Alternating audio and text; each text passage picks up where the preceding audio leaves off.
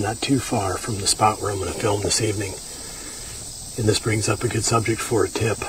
This is a feeding area. So it's real similar to hunting a feeding area during the season.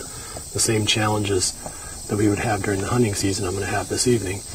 And that's going to be how to get out of this spot at the last light, because there's probably going to be some deer out there.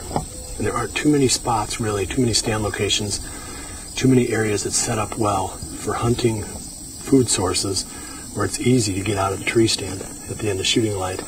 This is one of those spots that sets up perfect, and I'm going to walk you through it and show you why it works so well. The bottom line, of course, is you've got to stay hidden and you've got to stay quiet. So as we get closer here, I'll point out the types of cover that I'm going to use when it's time to leave to get back out of this stand. All right, we're coming up on the food source now, and there are some big cedar trees right on the edge of the field, and you can see this brushy tree line behind me here.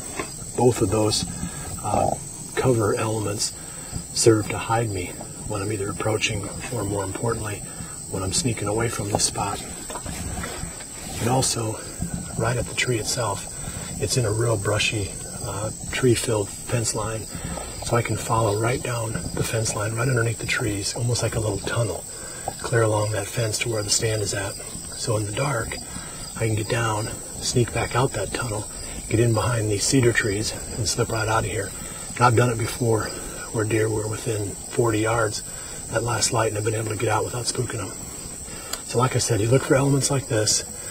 It's super important if you're going to hunt the spot again to be able to get out of your feeding areas without spooking any deer. If you can't find a way to do it, your only other option is to have somebody drive up, either in a vehicle or a four-wheeler or something, even walk up making noise, and spook the deer off the field. Anything but spooking them yourself when you're climbing out. So take these tips to heart. It'll help you with your food source hunting this season.